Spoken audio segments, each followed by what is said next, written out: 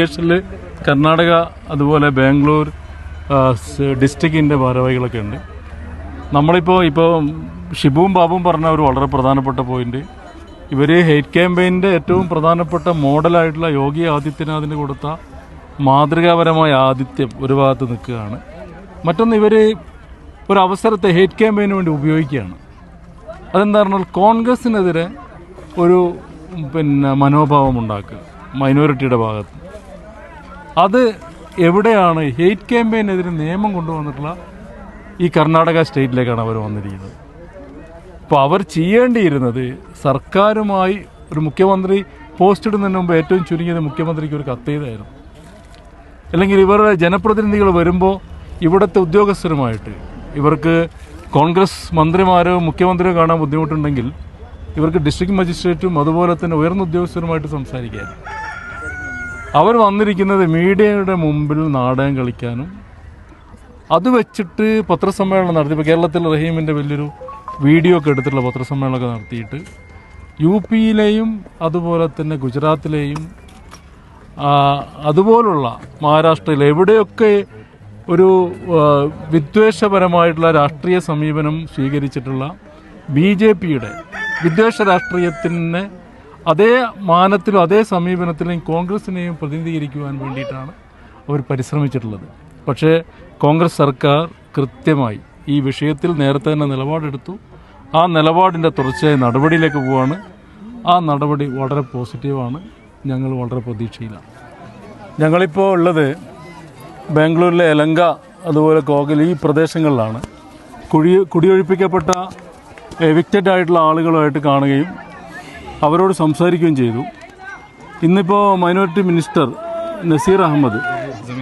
സമീർ അഹമ്മദും അതുപോലെ CM-ൻ്റെ private personal secretary Naseer Ahmed Sahib ഇവിടെ വന്നു. അവരെ കൂടെയാണ് മുഖ്യമന്ത്രി ഞങ്ങൾ ഇങ്ങോട്ടേക്ക് അയച്ചിട്ടുള്ളത്. ഞങ്ങൾക്ക് ബഹുമാന്യ മുഖ്യമന്ത്രിയുടെ അപ്പോയിൻമെൻറ്റ് കിട്ടി. അദ്ദേഹവുമായി സംസാരിച്ചു. അദ്ദേഹം പറഞ്ഞു, നിങ്ങൾ കേരളത്തിൽ ഇടതുപക്ഷം പ്രചരിപ്പിക്കുന്നത് പോലെയുള്ള യാതൊരു പ്രശ്നങ്ങളും ഇവിടെയില്ല. ഈ കുടിയൊഴിപ്പിക്കപ്പെട്ട ഈ പ്രദേശത്ത് നിന്ന് ഇല്ലീഗലായിട്ടുള്ള ഈ പ്രദേശത്ത് നിന്ന് കുടിയൊഴിപ്പിക്കപ്പെട്ട മുഴുവൻ ആളുകൾക്കും അവരുടെ രേഖകൾ വെച്ചുകൊണ്ട് അവർക്ക് പുനരധിവാസം സാധ്യമാക്കുന്ന വളരെ പ്രധാനപ്പെട്ട തീരുമാനം ഗവൺമെൻറ് ഭാഗത്തുനിന്നുണ്ടാകും. നിങ്ങൾക്ക് കോൺഗ്രസിനെ കോൺഫിഡൻസിലെടുക്കാം. കോൺഗ്രസ് ഒരിക്കലും BJP-യെ പോലെ മനുഷ്യത്വരഹിതമായ ഒരു സമീപനം കോൺഗ്രസിൻ്റെ ഭാഗത്തുനിന്നുണ്ടാവില്ല. അത് മുഖ്യമന്ത്രിയും അതുപോലെ ഡെപ്യൂട്ടി CM-ഉം ഇന്നലെ തന്നെ പത്രങ്ങളോടും അത് സംസാരിച്ചിട്ടുണ്ട്.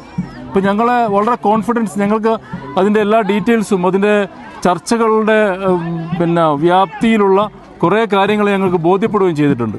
തീർച്ചയായിട്ടും വളരെ പോസിറ്റീവായൊരു തീരുമാനമാണ് ഗവൺമെൻറ് ഭാഗത്ത് ഞങ്ങൾ പ്രതീക്ഷിക്കുന്നത്. ഇവിടെ ചിലർ നടത്തുന്നത് പ്രചരണത്തിന് വേണ്ടി ഇത് ഉപയോഗിക്കുക എന്നുള്ളതാണ്. അവർ ഔദ്യോഗികമായിട്ടുള്ള ഒരു വിശദീകരണം ഗവൺമെൻറ്റിൻ്റെ ഭാഗത്തുനിന്നോ അല്ലെങ്കിൽ ഇവിടെ വന്നിട്ടുള്ള ജനപ്രതിനിധികൾ MP-യും അതുപോലെ തന്നെ MLA ഒക്കെ ഇവിടെ വന്നിട്ട് അവരാരും സർക്കാരുമായി സംസാരിക്കാനോ തയ്യാറായിട്ടില്ല. അപ്പോൾ ഇതൊരു BJP ഗവൺമെൻറ് അല്ല, ഇന്ത്യ ഗഠബന്ധൻ്റെ ഭാഗമായിട്ടുള്ള മതേതര പക്ഷത്തുള്ള കോൺഗ്രസ് ഗവൺമെൻറ്റാണ്. അവർ സ്നേഹത്തിൻ്റെ സന്ദേശം പകരുന്നവരാണ്. വിദ്വേഷത്തിനെതിരെ നിയമനിർമ്മാണം നടത്തിയിട്ടുള്ളതാണ്. അങ്ങനെയുള്ള ഒരു സർക്കാരിൽ നിന്നൊരു വിദ്വേഷപരമായിട്ടുള്ള ഒരു സമീപനം ഉണ്ടാകില്ല എന്ന് ഞങ്ങൾക്ക് ഉറപ്പ് വന്നിട്ടുണ്ട്. മാത്രമല്ല, ഇത് കേവലം ന്യൂനപക്ഷങ്ങൾക്കെതിരായിട്ടുള്ള ഒരു അറ്റാക്കല്ല. ഇതിൽ ന്യൂനപക്ഷങ്ങളുണ്ട്, അതുപോലെ തന്നെ മറ്റു വിഭാഗങ്ങളുണ്ട്. ഇവിടെ താമസിച്ചിട്ടുള്ള വ്യത്യസ്തങ്ങളായുള്ള സമൂഹങ്ങളുടെ ഒരു കുടിയൊഴിപ്പിക്കലാണ് ഇവിടെ നടന്നിട്ടുള്ളത്. തീർച്ചയായിട്ടും ഈ ആളുകൾക്ക് പുനരധിവാസം, പുനർജീവിത സാഹചര്യം ഉണ്ടാക്കണം. അതിന് ഏറ്റവും നല്ല ഒരു സമീപനം ഉണ്ടാകണമെന്നാണ് ഞങ്ങൾ ഗവൺമെൻറ്റിനോട് പറഞ്ഞത്. ഗവൺമെൻറ് പറഞ്ഞത്, നിങ്ങൾ പ്രതീക്ഷിക്കുന്നതിലും നല്ല ഏറ്റവും ബെറ്റർ ഓപ്ഷൻ കൊടുക്കാവുന്നതിൽ ഏറ്റവും ബെറ്റർ ഓപ്ഷൻ ഗവൺമെൻറ് ഭാഗത്ത് ഇവർക്കുണ്ടാകുമെന്നാണ്.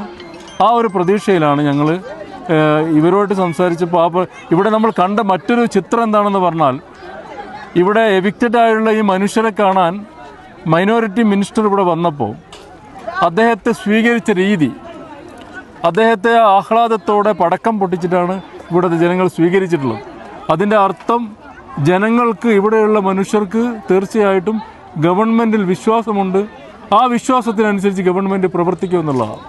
വളരെ പോസിറ്റീവായിട്ടുള്ള ഒരു രാഷ്ട്രീയ അന്തരീക്ഷമാണ് ഇവിടെയുള്ളത്. ഈ രാഷ്ട്രീയ അന്തരീക്ഷത്തെ ഉപയോഗിച്ചുകൊണ്ട് കോൺഗ്രസിനെതിരെ മൈനോറിറ്റിയെ കൊണ്ടുവരാമെന്നുള്ള വ്യാപ്തികൾ, മോഹങ്ങൾ, അതൊന്നും വിജയിക്കില്ല എന്നുള്ളത് തീർച്ചയായിട്ടും രാഷ്ട്രീയമായിട്ട് നമുക്ക് ഇവിടെ പ്രസ്താവിക്കാൻ ആഗ്രഹിക്കാം. രാജ്യത്തെ കുടിയൊഴിപ്പിക്കപ്പെടുന്ന പ്രശ്നം നമ്മൾ ഏത് ഭരണകൂടം, ഏത് പാർട്ടി, ഏത് മുന്നണി എന്നതൊന്നും മുസ്ലിം ലീഗ് പാർട്ടിയെ സംബന്ധിച്ചിടത്തോളം വിഷയമല്ല. അതുകൊണ്ടാണ് കർണാടകയിലേക്ക് പാർട്ടി പ്രതിനിധി സംഘം പുറപ്പെടണമെന്ന് ദേശീയ ജനറൽ സെക്രട്ടറി കുഞ്ഞാലിക്കുട്ടി സാഹിബ്, അതോടൊപ്പം നമ്മുടെ പ്രിയപ്പെട്ട പാണക്കാട് സയ്യിദ് സാദിഖ് അലി ശിഹാബ് തങ്ങളൊക്കെ തീരുമാനിച്ച് ഞങ്ങളിവിടെ രാവിലെ വരുന്നത്. ഇവിടെ വരുന്നതിൻ്റെ മുന്നേ തന്നെ അന്തരീക്ഷത്തിൽ കർണാടകയിൽ ഭീകരമായ കാര്യങ്ങൾ നടക്കുന്നു എന്ന അർത്ഥത്തിൽ CPM സൈബർ സ്പേസുകളും അതിൻ്റെ ഉത്തരവാദപ്പെട്ട നേതാക്കളും മുന്നിൽ നിന്ന് നടത്തുമ്പോൾ അതിന് പിന്നിൽ തീർച്ചയായും വോട്ട് ബാങ്ക് രാഷ്ട്രീയമാണ് എന്നുള്ളത് അംഗനവാടി കുട്ടികൾക്ക് പോലും അറിയുന്ന വസ്തുതയാണ്. മുസ്ലിം ലീഗ് പാർട്ടിയെ സംബന്ധിച്ചിടത്തോളം നമുക്കിത് വോട്ട് ബാങ്ക് രാഷ്ട്രീയത്തിൻ്റെ പ്രശ്നമല്ല. രാജ്യത്ത് അരികുവൽക്കരിക്കപ്പെടുന്ന മനുഷ്യരുടെ കൂടെ പക്ഷം നോക്കാതെ, പാർട്ടി നോക്കാതെ, മുന്നണി നോക്കാതെ നിലകൊള്ളുക എന്നുള്ള നമ്മുടെ പ്രഖ്യാപിത നയമാണ്. അതുകൊണ്ട് കഴിഞ്ഞ 10 വർഷം ഞങ്ങളുടെ ഇപ്പോൾ ഈ മുസ്ലിം ലീഗിൻ്റെ പ്രതിനിധി സംഘം തന്നെ ഇന്ത്യയിലെ 30 സംസ്ഥാനങ്ങളിലെ കുടിയൊഴിപ്പിക്കപ്പെടുന്ന മനുഷ്യരുടെ കൂടെയുണ്ട്.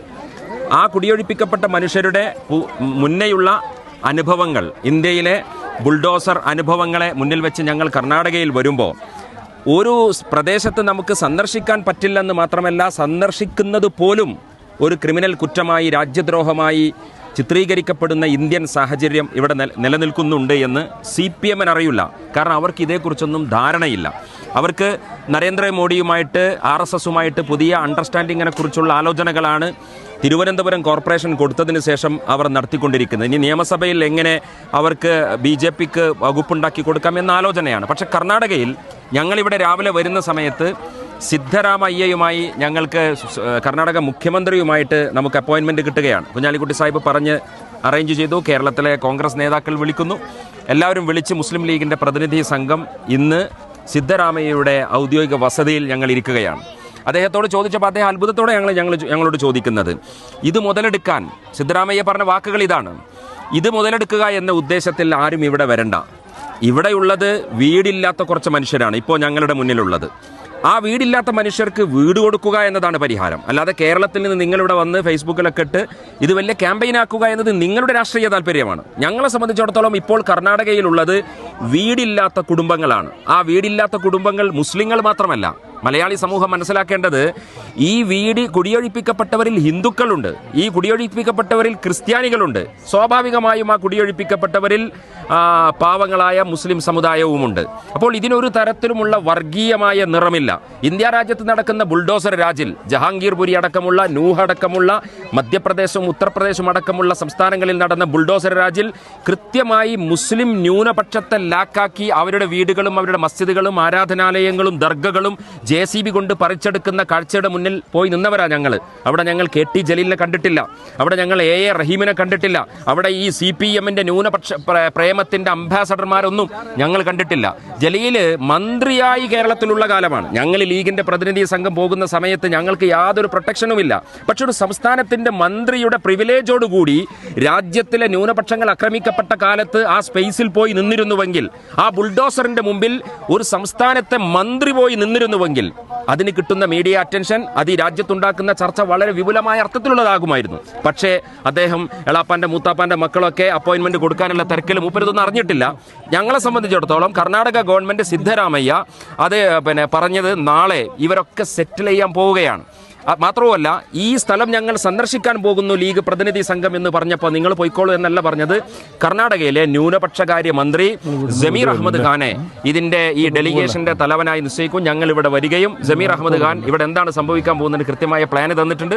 പക്ഷേ നാളെ അവർ ഔദ്യോഗികമായി പ്രഖ്യാപിക്കാൻ പോകുന്നു. ജമീർ അഹമ്മദ് ഖാനും മുഖ്യമന്ത്രി സിദ്ധരാമയ്യയും കുഞ്ഞാലിക്കുട്ടി സാഹിബും സാദിഖ് അലി ശിഹാബ് തങ്ങളുമായും മുനവർ തങ്ങളുമായിട്ടൊക്കെ ഫോണിൽ സംസാരിച്ചു. ഇട്ടി മുഹമ്മദ് ബഷീറുമായിട്ടൊക്കെ ഫോണിൽ സംസാരിച്ചു. കൃത്യമായ